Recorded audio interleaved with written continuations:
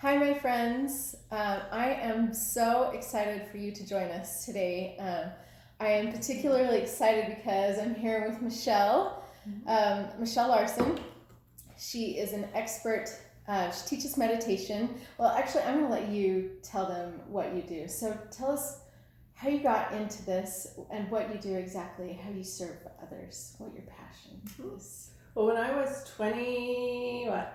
4 or 5, I got a master's degree in health ed and love all things preventative health. And so that was kind of my thing. And it mainly to make money, of course, back in the 90s when we moved to Boston. And so I was a health teacher I did a pilot program for elementary, middle school, and high school, and I've taught college too as a grad student, and it turned into a lot of writing curriculum, and I loved that part of it, the creative part, and teaching, loved that. But then had lots of kids and lots of journeys in life, and so 25, 30 years later, I have turned that more into nonprofit work, and so I have a nonprofit.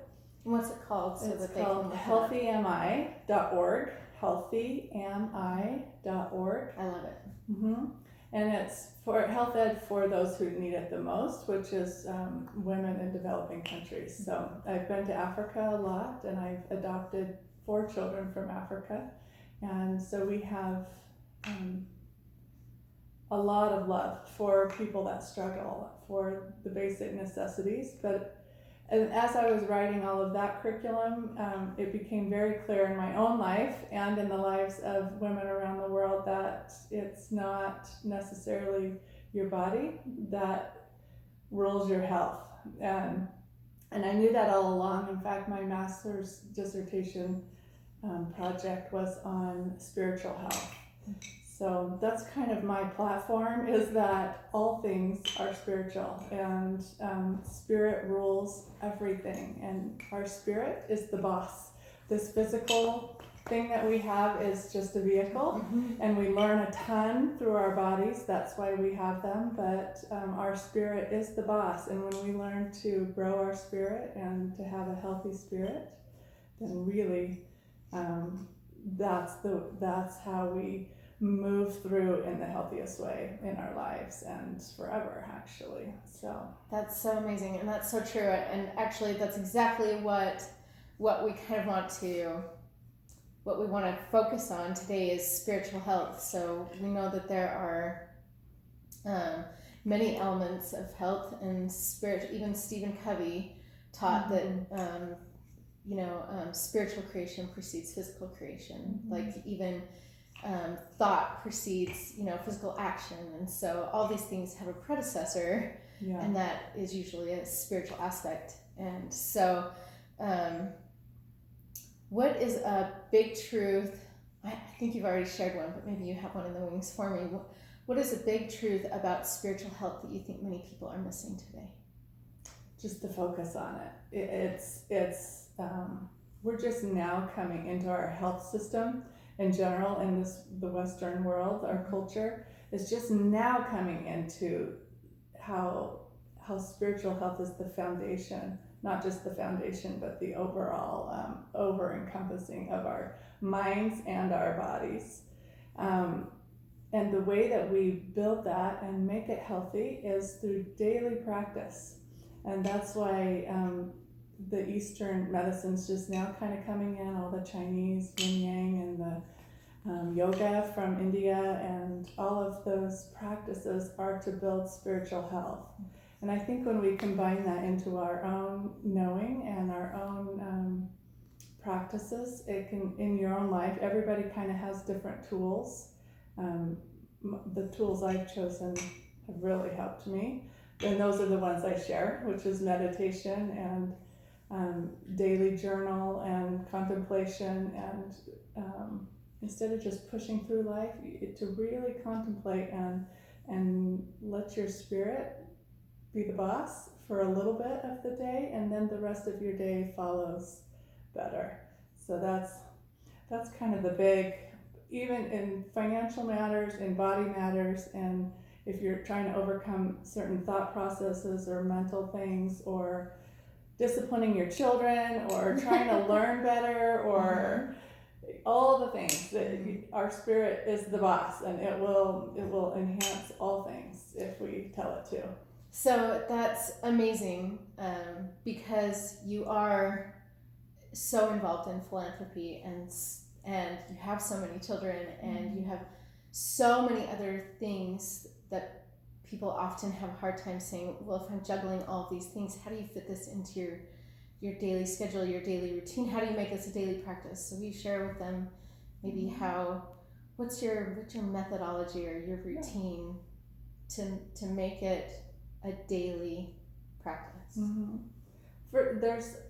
There's big things. We all have kind of spiritual crises and things that kind of throw us out of the flow, and then we get our feet back. But it really is those daily things, and not just daily, but often moment by moment, if you're in a lot of stress, of just coming back to that foundation. And really, spiritual health is your connection with God, or however you want to say God. It is that first and foremost. It's not religious, it's not anything woo-woo, but it's really coming back to that spirit who you always were.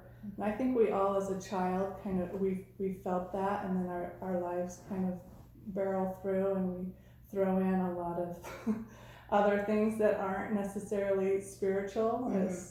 But so much distraction. Yeah. But the daily is basically setting your morning. All the morning stuff is key.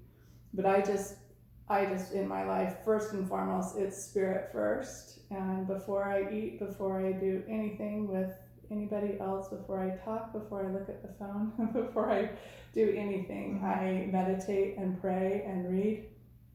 And sometimes I do yoga. Well, that falls off because I also try to walk and things like that, walk in nature, but those aren't the everyday. The everyday is meditate and pray and read. Those are really important to me, and kind of contemplate and plan through the day a little bit. And that's what I fall back to when things rise up, and then I always have that connection that I started the day with, and it makes a huge difference. Kind of your anchor for how the rest of the day goes. That's a good word for it. Yeah. Anchor. This spiritual anchor, that's really important. So, and actually, this is something that I have tried to show and tried to practice in my own life, that triggers and anchors are what really bind the habit to our lives. And so with this spiritual, trying to develop this spiritual balance in our lives, with successful routines, and triggers can be either something that we set up, that we start doing, or something that is a stimulus from the outside environment. With these triggers and anchors, to create their own trigger within, to create spiritual balance in their lives, how would you help people listening today to, what would you tell them, what is one thing that they could start doing today to create that trigger for deeper meditation, deeper spirituality? What would you say? Well, triggers are mental. It's all what we're thinking about. What we think about anything is our thoughts, and then it turns into feelings and turns into all the stories that we make it become. And I think when we get outside of that, then we're letting our spirit say, oh, I'm not just my thoughts. I'm not just my body. My spirit really is the controller of all things. And when my spirit is aligned with God, then I can really see myself for where I am in my growth, and certainly love myself for where it is. And it's so just a simple, that's kind of a big idea, but the simple idea is to do it's the 3 M's of meditation. And the first is just mindfulness, and that's huge in our culture right now, and everyone's like, what? Mindfulness? But it's just like the very beginning. And so like a trigger, so give me an example, like your child's having a tantrum, or you look at your Visa bill and go, right? How am I going to pay that? Those triggers that then our thoughts are, I'm so irresponsible. I can't do anything right. Why did I do this? This is the same thing every month. I'm going to, it's all the thoughts and negativity. And then we spiral into the very bottom is I'm junk, right? How worthless. What am I going to do? And so the mindfulness in that would just come into, I just get a straight spine for a minute and just come back to feeling inside my body. I try to focus on my mind, my body, my spirit. Like I'll even try to feel small things in my body. I can feel the bra on my back. I can feel socks on my feet, or I can feel my eyelashes right now. Just the mindfulness of getting into your body instead of letting your thoughts drive you into a big story. So you're just noticing that you're here right now and in the present. Even though my Visa bill is more than I can pay, I'm here. And I'm fine, and I've always been fine, and I've always been taken care of. So you just try to start that being mindful of your mind. That's what mindful is, the mindful part. Then the second M of meditation is something that takes practice, and probably you would do better to go to classes and things to set this foundation up to help you understand. It's more of the meditation part of the M, where you're not just dealing with the present trigger, but you're dealing with your story of life and kind of the platform you set for yourself in your thoughts. So that is to just watch your thoughts for a little bit. And you can set a timer, you can put a song on. A song helps me with keeping my mind from going way into things but just like songs provide mantra, so that's another M of meditation. But you can just like a favorite song that calms you or reminds you who you are, you can play that, and past things will come up and you can watch them just as they are. That's what they are, and that's how you're thinking about them, and that's okay. So that's just kind of more of the meditation, and there's many theories of doing that. I love Kundalini yoga because there's lots of meditations for lots of things. It's like little prescriptions. Meditations for anger, meditations to deal with childhood stuff, meditations and if you find a good Kundalini yoga teacher, that's really helpful too. I love that. Because it's like if people sat in caves for ages and came up with all these recipes and we just get to follow them, and they're really helpful. They've been really helpful for me and my kids. Different things like how to focus on tests and quick little 3 to 11 minute things.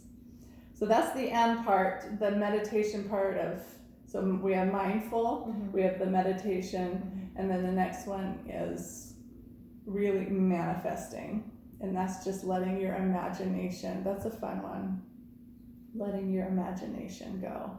So, and you can do all 3 of those M's every morning. Just set the timer for 11 minutes and say, I'm going to do 2 minutes of mindful and 3 minutes of the meditation part, the song, the mantra, the just watching my thoughts. And then I'm going to manifest, and that's the fun part. Like, how do you want your day to look? How do you want your finances to look? How do you want to think when your child is having a tantrum? How do you want to be your highest self? So I just try to imagine my highest self in many situations, and just depends on the day, what I'm manifesting, or big things like what, all the things that we can imagine and want in our life, and being more holy in that. So there's a great Kundalini, I guess it's a mantra. It's called Healthy Am I, Happy Am I, Holy Am I. And that is mind, body, and spirit. We are all those I's, and practicing that with those three kind of different M's of meditation is super helpful. Can you say that again? Yeah. The Healthy am I, happy am I, holy am I. So healthy am I is our body, happy am I is our thoughts. We're only as happy as our thoughts are. And holy am I is your connection. It's that spirit being the boss. That's awesome. Yeah. And that's what you end on, and therefore that's the higher set. It's almost like setting the standard high at the highest at the very end to stay at that standard. Yeah. And you're only as high as you imagine, and if we don't imagine ourselves any other way than being an overspender or a grouchy mom or an ugly, right. If we only think of ourselves as that's all we'll be. Right. So we have to separate ourselves from that a little bit and imagine something better, and it's the beauty of meditation. That's awesome. I love that. First of all, I love that you said, it's when you change your body posture, it changes how you feel. So Tony Robbins teaches that motion produces emotion, and so how we move, how we sit. If I'm slumped, usually when we're slumped over like this is not conducive to a happy, cheerful, upbeat attitude. Yeah. But when we straighten our spine and we're strong and we pull ourselves together, we recenter, then that change, that can help. Our physical sensation can help change our mental sensation. Well, we move so much through our bodies and that's how we feel that. That's why yoga, a true yoga practice, those positions and postures and asanas, they are proven in their philosophy that it really is like a recipe. You do this, you're going to feel this way. It moves energy through your body. It's like do-it-yourself energy work. But your spine, Kundalini yoga is called that because your Kundalini is like DNA, the helix. Oh. It goes up through the base of your spine all the way up and out your crown chakra. Okay. So when that is like this, there's no moving of that energy. You have natural blocks. So you just help your energy by aligning your spine, tucking in your chin a little bit, keeping your spine as straight as possible. So I can feel myself doing it as you say, like sit up straight. Yeah. Pay attention to get the spiritual force, kind of help it physically. That's fantastic. I love that. So now you've taught us something that we can do, and I love the 11-minute, like the manifestation meditation in the morning. Because something that I have just started to do is in this morning. The transcendental meditation is a lot of mantras, and but this morning I just was still, and to sit there and just let my thoughts be my thoughts, and know that I was there and my thoughts were there, but it didn't matter. Like I didn't have to respond to anything. Made me feel like there was more to myself than just the physical being or the thoughts and emotions that it produces and everything. And so I can definitely see that as being a benefit of practicing that regularly in the morning, not just the being still, but the mantras and the manifestations, the creativity that comes when That's interesting you said that you don't have to respond to it, because that is the relief. Because, it's beautiful. Yeah. When we run on, especially mothers or people at work, my husband's the same at work, you're just on fire all the time, and we give ourselves a little break by not having to respond. Even negative thoughts or things in deep meditation, things from your past come up that are are real hard. And memories come, and when we allow those memories instead of fighting it, when we just say, this is my time to allow, and you realize that it was what it was. Pain is pain. I can feel that, and I'm not going to die. And it's the beautiful part, is not responding. We don't have to respond. We can just watch it like a movie, and it will lessen in our life. The fear of pain is way worse than just the pain. Right. It's almost that expectation of what's going to happen that doesn't ever usually happen. Right. It's just this expectation. Or the memory of something like, I cannot, that cannot come up. That was horrible. And it does, and you're like, oh yeah, that's what it was. And you're still alive, and you're still here. Yeah, and then you can start to be on the other side of that and be grateful for the pain in our life. That's a hard one, but that's the beauty also of meditation practice. You start to realize that all things are for our good. And they're for us, not against us, not to us, they're for us. Right, and our growth. Yeah. And that's what we're here for. That's beautiful. So, so one thing that I've learned is that that balance often manifests itself in patterns in our lives. And we've talked now about some things that we can do.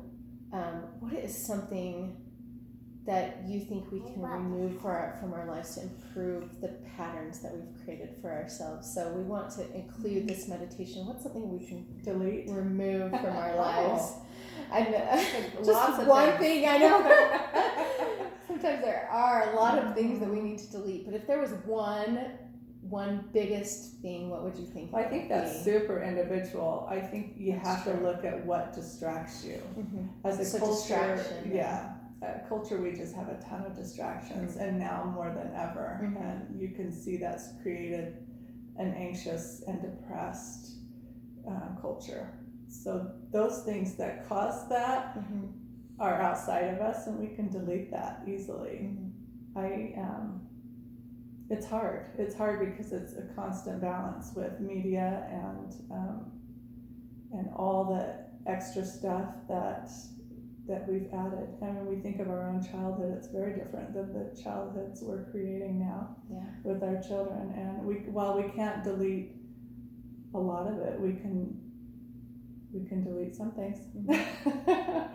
Really hard though. It's difficult because it's just our nature is to gather to get all this stuff, and we think it's going to be helpful, and sometimes it's not. But the biggest thing to delete is your own negative thoughts. I mean, we can have all kinds of situations and crazy things going on, but that's been the most beneficial for me, is just deleting those thoughts. I'm like, that's not helpful, that thought. That's not going to get me anywhere, or it's not going to improve this relationship. So I can delete that. So how would you teach people to begin deleting negative thoughts then? I think how did you do that for yourself? A start for me was meditation, because I learned to really see my thoughts. Sometimes we just feel like our minds just run our day, and that is somebody that's unaware. And I think we are all unaware in many ways, but as we become more aware of our thoughts, then we can start deleting them. Any circumstance, like you're mad at your husband, I'll think, why am I mad? And I'll trace my thoughts, and then you realize that is not worth it, right? You can't change them. All I can change is my thoughts about what's going on. So it is just straight out awareness. And for me, it helped a lot to write down thought kind of trails. And that came through meditation too. I could start to see it a little bit more, but when we write down these thought trails, we can get to the root of why we think that they're making us feel that way, or and it's not them, it's us. It's what we're thinking about that situation. They're doing what we're creating. They're reflecting us in many situations, especially our kids. That's hard to see. Yeah. It's really hard to see, but when I'm ready to see it, then I can start to delete it and change it. But you can't just delete things without putting in the positive too. Right. You can't just say, I'm not going to overspend without putting in the positive things of to replace it. Like, I'm fine where I am.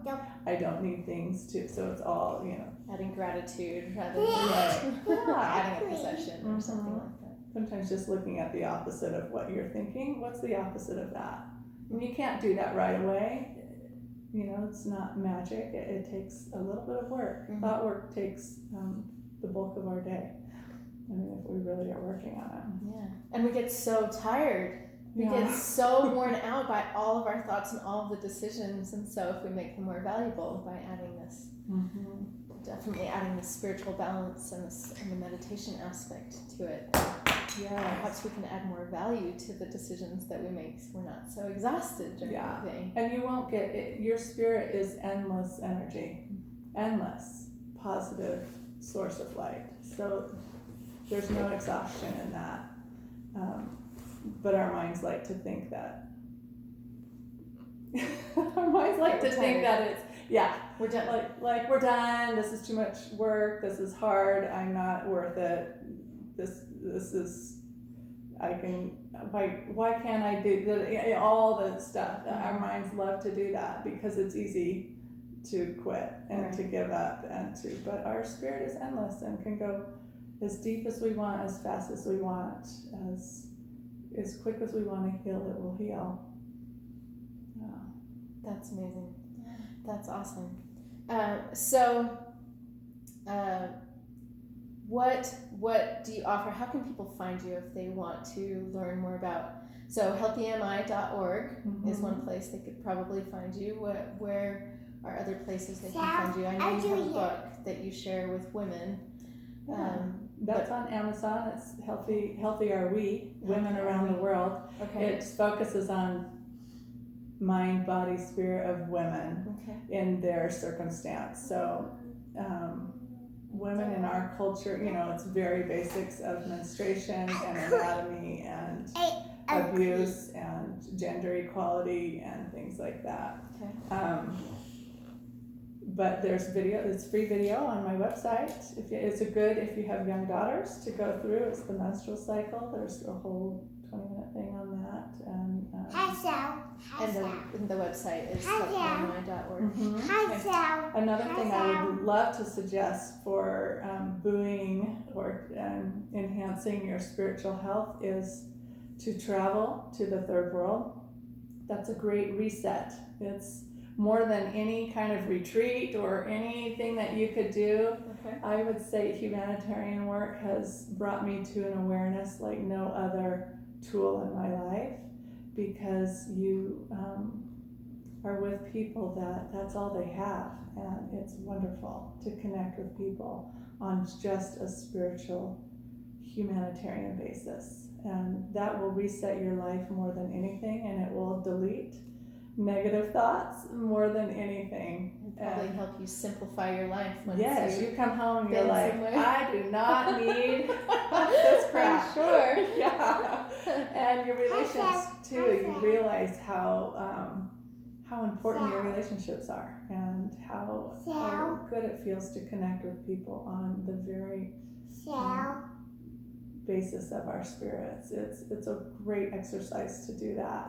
So I would suggest go to choicehumanitarian.org if you want to do an expedition. They have lots of them through the year, and I'm a board member of Choice, and so it's the one I know. There's many expedition type nonprofits that are good, but this one I know is amazing. You stay in the villages with the people doing meaningful things that they have set up. It's not kind of a fake volunteerism type of, it's projects that they're doing to increase their and just uplift their lives. Water projects and education projects, nutrition projects. their mission is to end poverty, right? Like Right. abolish Yes. poverty. So Extreme poverty, and Extreme it's poverty. a proven model. it's awesome. And the expeditions are just a way to increase cultural exchange, but and they also provide money for these projects, and it provides you a great spiritual awareness. So That's awesome. it's a benefit both ways. Yeah, for sure. Yeah. I think a really important aspect of our health and as a part of our spiritual foundation is service. Like if we do not learn to reach outside of ourselves, then we're limited to what we have and what we know instead of reaching across borders, across gender, across like whatever boundaries we may have created in our own minds, and see that now, due to your recommendation, I just finished whose book? Moment of Lift by Melinda Gates.